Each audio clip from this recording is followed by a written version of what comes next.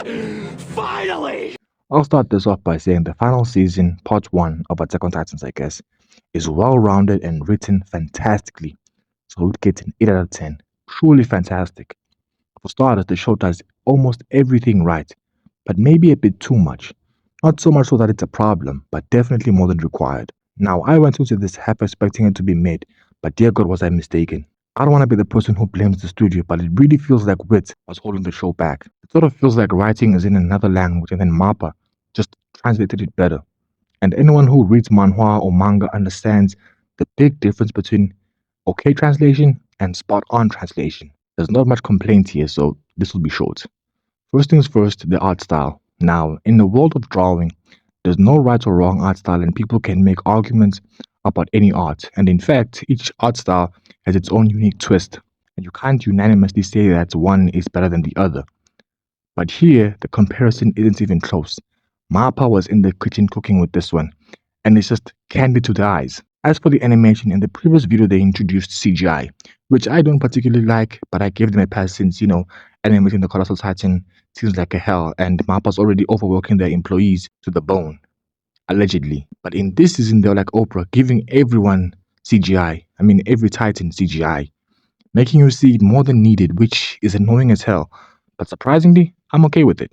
For starters, Mappa doesn't misuse it all the time, and it's mostly fight scenes. And even then, it's not as lifeless as the other shows. Also, the actions and the fights are more fluid because of this. Heck, even the average frames gets more animation, which is crazy, and it's probably the best animation in all of anime. Frankly, I can only think about one show with better animation. Anyway, moving on. The dialogue. This season's dialogue actually has depth with sarcastic remarks and everything, and except for most of the first episodes and the occasional moments that's filled with nothing but info dumps. For example, the first episode is nothing but, oh, didn't you know that 1 plus 1 is 2? And then the other character would say, oh, I only thought that because 2 plus 2 is 4. And it's just that basic rubbish. And it does leave a sour taste in the mouth and shows lazy writing, but it's not prevalent, and that's okay. And for the most part, the dialogue feels like it was spoken by actual people.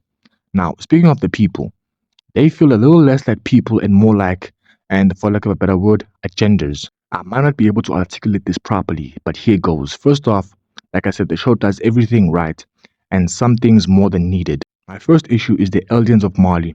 For starters, all of them hate the aliens of Paladin and think that if they died, the world would treat them better, which is dumb, but I can see the vision. And in fact, as dumb as it would sound, history has shown us something similar to that. But I can't help but feel like the show goes overboard with this. Oh, the aliens of Mali hate the aliens of Paradine and think that they're better off dead. Here's 50 reasons why that is. And it's like, my guy, you had me at 13 reasons, and it just feels like overkill. But maybe that's just me. I finally thought that all the aliens in Mali are like Uncle Ruckus and just eat, live, and breathe hating the people of Paladine. And although idiots like Aaron's father are shown, I still feel like there would be more resistance, but I guess that would be hard since the entire world hates them. And I can't argue on that too much since the education system seems rigged. But regardless, the character's stupidity is shown in other characters as well. Like a pair of soldiers in the middle of war, seeing a little girl start talking about morals and shit. Or how Eren pummels the Warhammer Titans more than necessary to his knowledge, that is. Or how after he rendered the Jaws Titan immobile, he wasted time smashing him even though it was shown that he intends to eat him later or take him hostage. And he still wastes more time just standing there with no internal dialogue whatsoever, which gives Ryan the time to transform and get up and, save him.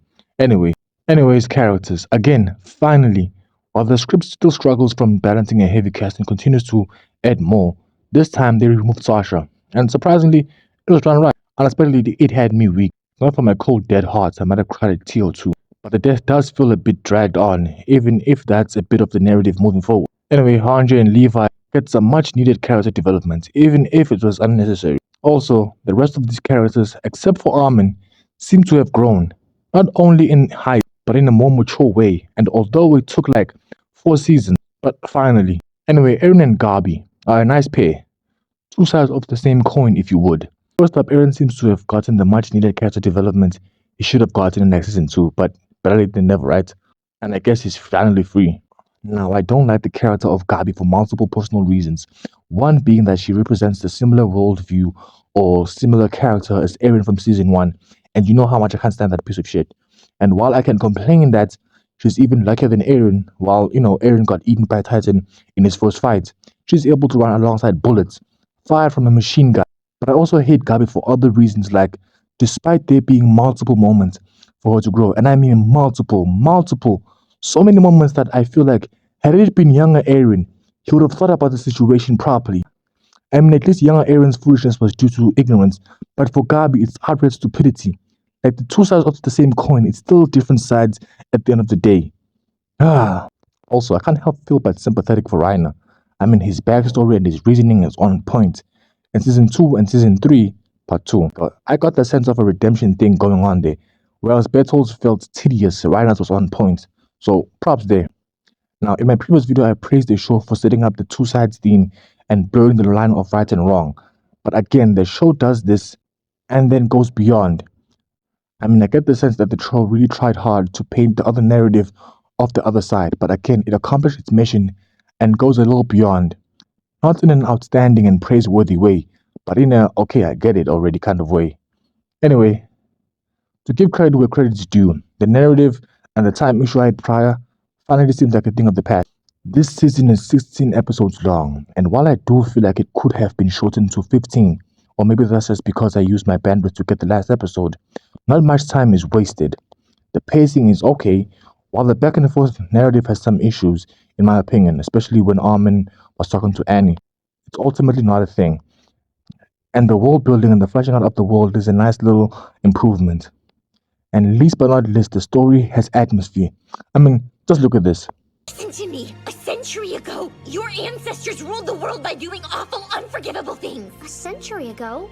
Okay, but what about the people here now? What unforgivable things have we done?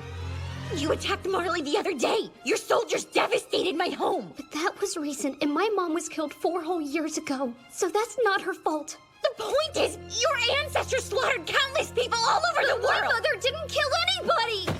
Tell me, why did she have to die? She never hurt a soul, so why? It must have been for something, right? And this ties into the dialogue having depth. I mean, it's not as intense as the one from season 2. It's nonetheless an improvement to the whole feel of the show, so props there.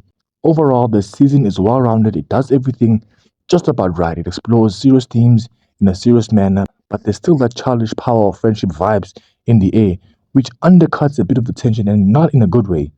Anyway, I take back what I said, but this is the best season AOT has to offer.